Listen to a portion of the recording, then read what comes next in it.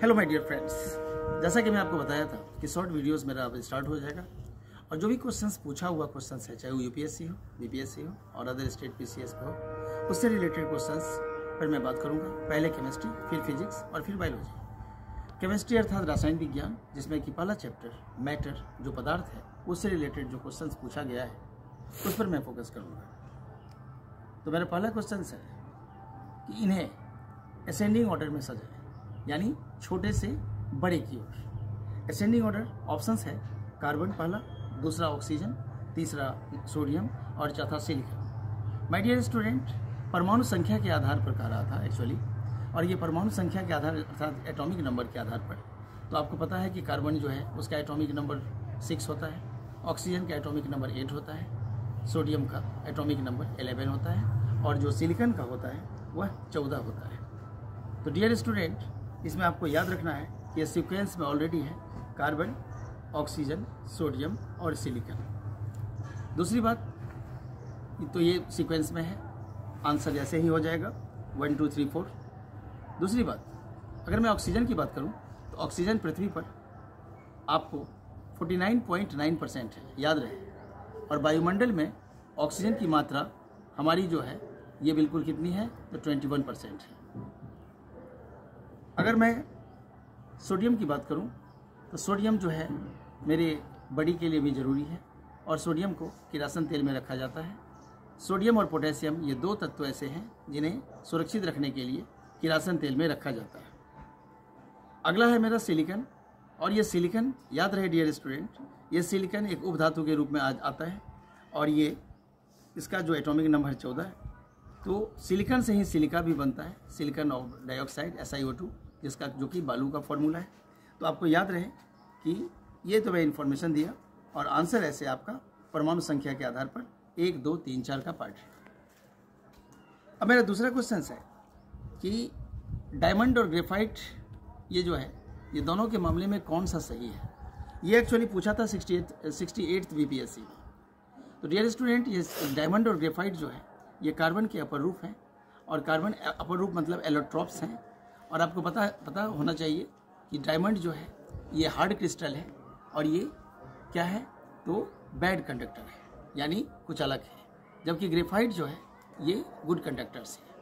Dear student, diamond जो है हीरा, ये शीशा के काटने में भी काम आता है और यह पदार्थ की सबसे कठोर पदार्थ है, सबसे कठोर पदार्थ है ये हीरा। तो पूछता भी है एग्जामिनेशंस में कि सबसे कठोरतम पदार्थ कौन है, तो याद रहे हीरा।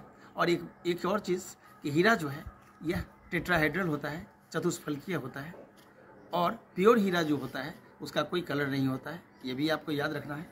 हीरा का अपवर्तनांक 2.42 होता है और हीरा सर्वाधिक चमकीला पदार्थ के रूप में होते हैं। तो डियर स्टूडेंट, ये तो हीरा का हुआ। ग्रेफाइट को काला शीशा भी कहते हैं और ग्रेफाइट जो है यह बिल्कुल हेक्सागोनल होता है, यानी हेक्सागोनल मतलब क्या, खटमूलक होते हैं, खटकोणीय होते हैं। हेक्सागोनल यानी 6 पार्ट्स में ये बिल्कुल इसका स्ट्रक्चर्स होते हैं। और इसके अलावा आपको याद रखना है कि इसको ब्लैक लेड भी कहते हैं, काला शीशा भी कहते हैं। इसके अलावा जो एसेस का जो कलर होता है, राख के रंग जो होते हैं वो मुलायम और कठोर के रूप में, छोटे छोटे क्रिस्टल के रूप में होते हैं, जो कि सॉलिड सब्सटेंस के रूप में होते हैं, ठोस पदार्थ के रूप में होते हैं। तो कुल मिलाकर के ये पूछ रहा था कि करेक्ट कौन है डायमंड और ग्रेफाइट में। पहला ऑप्शन है कि सेम कंडक्टिविटी, क्या दोनों का चालकता समान है, गलत है। सेम क्रिस्टल स्ट्रक्चर, क्या दोनों का जो रवेदार स्ट्रक्चर है वो बिल्कुल समान है, तो बिल्कुल नहीं। आपको डायमंड के बारे में आपको पता है कि डायमंड जो है सो है टेट्राहेड्रल है, और जो टेट्राहेड्रल मतलब चतुष्फलकीय है, और ग्रेफाइट जो है हेक्सागोनल है, खटमूलक है। और सेम, तो ये भी गलत है। सेम डिग्री हार्ड, यानी डिग्री हार्ड मतलब क्या दोनों की कठोरता समान है, तो बिल्कुल नहीं। जहाँ ग्रेफाइट मुलायम है वहीं पर डायमंड जो है सो कठोर है, तो ये भी गलत है।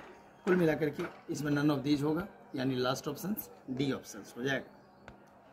My dear students, third question है कि पदार्थ का कोई निश्चित आकार नहीं होता, लेकिन इसका निश्चित आयतन होता है, यानी matter have indefinite shape and size but definite volume. किस मामले में, ये आपको एक्चुअली पूछा था क्वेश्चंस ये आपको पूछा से था 68th बीपीएससी में। तो डियर स्टूडेंट, सबसे पहला दिया है कार्बन स्टील। निश्चित रूप से ये ठोस पदार्थ है। ठोस पदार्थ के बारे में आप जानते हैं कि आकार भी निश्चित होता है और आयतन भी निश्चित होता है, तो ये बिल्कुल नहीं होगा, क्योंकि यहाँ पर निश्चित आकार नहीं होता है वाला कंसेप्ट है, केवल आयतन निश्चित के मामले में पूछ रहा है। दूसरा क्या है, क्रिप्टन, ये भी नहीं होगा। मिट्टी का तेल ऑलरेडी लिक्विड है, निश्चित रूप से यही होगा, क्योंकि साइज, शेप एंड साइज जो है सो सेम नहीं हो, मतलब डेफिनेट नहीं होगा, बल्कि वॉल्यूम डेफिनेट होगा, निश्चित होगा। और ये मैं आपको बता दूं कि जो निश्चित आकार और आयतन का जो कंसेप्ट होता है, ये आकर्षण बल के कारण से होता है। जैसा कि आपको पता है कि ठोस में जो दो मॉलिक्यूल के बीच में जो है आकर्षण बल सर्वाधिक होता है, उससे कम लिक्विड में होता है, अर्थात द्रव में होता है, और सबसे कम किस में होता है, गैस में होता है। तो ये आकर्षण बल के ही आधार पर आपको ठोस का निश्चित आकार और आयतन होता है। द्रव में क्या होता है, निश्चित आयतन तो होता है लेकिन आकार निश्चित नहीं होता है, अर्थात अनिश्चित होता है। और गैस के बारे में बात करें तो इसका जो एट्रैक्शन फोर्स है, आकर्षण बल है, बिल्कुल नहीं, सबसे न्यून है, सबसे कम है, नहीं के बराबर है, नेग्लिजिबल है। तो ये एक मॉलिक्यूल दूसरे मॉलिक्यूल से सर्वाधिक दूरी पर है, और यही कारण है कि ये जो है इनके निश्चित आकार और आयतन नहीं होते हैं। तो मिट्टी का तेल इसमें आंसर हो जाएगा। निश्चित आयतन होगा लेकिन अनिश्चित आकार होगा। तो ये आपका 68th बीपीएससी में आया था। डियर स्टूडेंट, अगला है कि सर्वाधिक मात्रा में जो क्वथनांक होते हैं वह किनके होते हैं। तो आपको याद रखना है दो चीज़। जो मिश्रण की जो भौतिक विधियाँ थी, जैसे ऊर्ध्वपातन था, आसवन था, सब मतलब डिस्टिलेशन, या फिर आपको फ्रैक्शनल डिस्टिलेशन था, प्रभाजी आसवन था, या फिर आपको इसके अलावे आप पढ़ेंगे स्टीम डिस्टिलेशंस के बारे में, मतलब ये कंसेप्ट था। तो डियर स्टूडेंट, आपको याद रखना है जो आसवन जो होता है, दो द्रवों को मिलाने से एक नया जो मिश्रण बनता है, क्योंकि मिश्रण जो होता है वो एक अशुद्ध पदार्थ होता है। अशुद्ध क्यों होता है? क्योंकि यह एक निश्चित अनुपात में नहीं होता है, पहली बात। क्योंकि यौगिक जो था वह एक निश्चित अनुपात में होता है, इसलिए यौगिक क्या होता है, तो शुद्ध पदार्थ होता है। तो यहाँ पर पूछ रहा है एक्चुअली क्या कि क्वथनांक में यानी बॉइलिंग पॉइंट में जो है सो सर्वाधिक जो डिफरेंस होता है वो किसके होते हैं। ऑप्शन था इसका, पहला है निस्यंदन, फिल्ट्रेशन, दूसरा सॉल्वेंट एक्सट्रैक्शन, विलायक निष्कर्षण, तीसरा है कन्फिग्रेशन, अपकेंद्रीकरण, और चौथा है सिंपल डिस्टिलेशन, सरल आसवन। तो डियर स्टूडेंट, जो बॉइलिंग पॉइंट सर्वाधिक होता है, मैक्सिमम होता है, वो डिस्टिलेशन का होता है, यानी सिंपल डिस्टिलेशन हुआ, ठीक है, सरल आसवन का। तो इसका आंसर क्या हो जाएगा, सरल आसवन यानी सिंपल डिस्टिलेशन। मैं आपको एक चीज़ और बता दूं कि डिस्टिलेशन से ही हमारा दो कंसेप्ट निकलता है, दो पार्ट निकलता है। एक मेरा निकलता है कंडेंसेशन, संघनन, और दूसरा इवेपोरेशन। तो कंडेंसेशन क्या होता है, यानी द्रव को जब वाष्प में परिवर्तन करते हैं और वाष्प को फिर ठंडा करके जो द्रव में लाते हैं आप, ठंडा करने के बाद जो ड्रॉपलेट्स होता है उसको जब हम लिक्विड को, भाप को जब हम द्रव बना लेते हैं, तो वो मेरा क्या होता है, तो कंडेंसेशन होता है, संघनन होता है। लेकिन इवेपोरेशन क्या होता है, तो 100 डिग्री सेल्सियस पर जब आप लिक्विड को गर्म करते हैं, खास करके जो जल है, तो भाप की बनने की जो प्रक्रिया शुरू होती है, ये इवेपोरेशन होता है। यानी जल का पूर्ण रूप से एक उचित टेम्परेचर पर, उचित ताप पर, अर्थात 100 डिग्री सेल्सियस पर जो भाप बनता है। और आपको ये भी पता होना चाहिए कि भाप से ही हमारा बादल का निर्माण होता है। तो कुल मिलाकर के ये भाप जो है 100 डिग्री सेल्सियस पर भाप बनती है। एक और बात आपको याद रखना है, जो कि अक्सर एग्जाम में आता है, कि जल का अधिकतम घनत्व जो होता है वह 4 डिग्री सेल्सियस होता है। तो कुल मिलाकर के डियर स्टूडेंट, आपको इसका जो आंसर होगा, इसका आंसर आपका हो जाएगा क्या, तो सिंपल डिस्टिलेशन हो जाएगा। उसके बाद का हमारा पार्ट है व्हिच वन इज करेक्ट, इसमें से कौन सही है। क्योंकि पहला ऑप्शन है कि एल्वाइज अर्थात अयस्क जो होता है वो मिश्रण होता है। दूसरा है एल्वाइज आर कंपाउंड्स, कि ये अयस्क जो होते हैं वो यौगिक होते हैं। तीसरा, alloys are always made of metals, कि जो एल्वाइज होते हैं वह हमेशा मेटल के बने होते हैं। और अगला है carbon is one of the component in alloys, कि कार्बन जो है उसमें मौजूद होते हैं अयस्क में। तो डियर स्टूडेंट, एल्वाइज कंपाउंड्स पहली बात नहीं होते हैं, क्योंकि कंपाउंड्स का मतलब एक निश्चित अनुपात में होना चाहिए, गलत है। Alloys are always made of metals, ऐसा नहीं है कि केवल ये मेटल्स का ही होगा, नॉन मेटल्स की भी एंट्री होती है। यानी केवल मेटल्स ही एलवाइज में नहीं हो सकते हैं यस्क में, मेटल और मेटल या फिर मेटल और नॉन मेटल का भी कंसेप्ट होता है, और वो एक अनिश्चित अनुपात में होता है, तब ये तो मिश्रण है। और carbon is one of the component in alloys, carbon होता है, इसमें कोई दो राय नहीं है, लेकिन आपका सबसे जो इफेक्टिव आंसर है इसमें कि एलवाइज आर मिक्सचर्स, क्योंकि आप जानते हैं एक हमारा कोटेशन है, पिताजी काटते हैं, जैसे पी से पीतल, तो पीतल से तांबा और जस्ता होता है, काटते से का से कांसा यानी ब्रॉन्ज, काटते हैं तो टीन और तांबा होता है। तो कुल मिलाकर के डियर स्टूडेंट, आपको याद रखना है कि ये कंसेप्ट को आपको नोटिफाइड रखना है। आपका कौन सा आंसर हो गया? Carbon is one of the component in alloys, ये गलत है, एलवाइज आर मिक्सचर्स, यही हमारा सही है।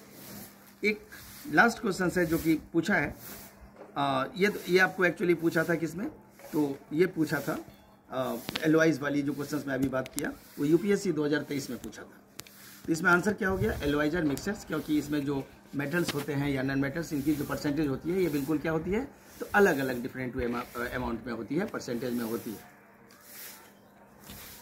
क्वेश्चंस पे बात कर रहे हैं कि जंग लगे लोहे के वजन को कौन सा परिवर्तन होता है, तो what happens to the weight of iron when it rusts, यानी जंग लगना। अब पहली बात कि जंग लगना जो होता है ना, वो केमिकल चेंज होता है, क्योंकि फिजिकल चेंज और केमिकल चेंज में क्या अंतर है कि फिजिकल चेंज जो होता है वो दोनों ही दिशा में होती है, और जो केमिकल चेंज होता है अर्थात रासायनिक परिवर्तन, फिजिकल चेंज मतलब भौतिक परिवर्तन, ये दोनों ही दिशा में होती है, जैसे जल का बर्फ बनना, और केमिकल चेंज जो होता है रासायनिक परिवर्तन, ये बिल्कुल क्या होता है, तो जैसे दूध का दही बनना, लोहे में जंग लगना, तो ये जो है एक्चुअली रासायनिक परिवर्तन है जो एक ही दिशा में होती है। तो पूछ रहा है क्या कि जंग लगे लोहे का वजन में कौन सा परिवर्तन है। तो डियर स्टूडेंट, पहला ऑप्शन है क्या कि वह लंबे समय तक बढ़ता है, गलत है, क्योंकि बढ़ने की प्रक्रिया एक लंबे समय तक बढ़ता ही रहेगा ऐसी बात नहीं होती है, उसका इम्पैक्ट होता है। और दूसरी बात, ये गलत है। दूसरा है कि पहले घटता है फिर बढ़ता है, ये भी गलत है। तीसरा है कि पहले बढ़ता है फिर घटता है, निश्चित रूप से यह सही है। एक समान रहता है, ये भी गलत है। तो ये पहले बढ़ता है फिर घटता है। कहने का मतलब क्या, वायु में जो नमी होती है और ऑक्सीजन के कारण से जो है रस्ट लगता है लोहे में, और ये जो रस्ट होता है ना, ये बाद में फिर झड़ जाता है, तो फिर उसका वेट घट जाता है। तो निश्चित रूप से ये लोहे में वायु की नमी और ऑक्सीजन की वजह से होता है। और एक सबसे इंपॉर्टेंट चीज़ आपको याद रखना है कि जो रस्ट जो लगता है ना, ये एक्चुअली फेरिक ऑक्साइड होता है, ठीक है, फेरिक Fe2O3 फेरिक ऑक्साइड होता है। तो डियर स्टूडेंट, ये भी 67th बीपीएससी में पूछा था।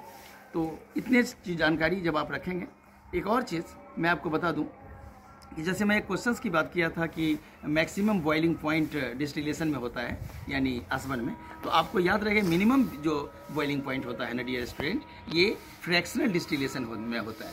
फ्रैक्शनल डिस्टिलेशन कहने का मतलब क्या, ये प्रभाजी आसवन होता है, और जो प्रभाजी आसवन होता है मतलब क्या, जिसमें कि पेट्रोलियम प्रोडक्ट से आपको पेट्रोल, डीजल, केरोसिन ये बनते हैं। एक और बात मैं आपको बता दूं कि पेट्रोल, डीजल और केरोसिन के बनने की जो प्रक्रिया होती है, जिसमें कि पेट्रोल की शुद्धता ऑक्टेन से मापी जाती है, जबकि आपको डीजल की शुद्धता सीटेन से मापी जाती है। तो आज के लिए यहीं तक, थैंक यू।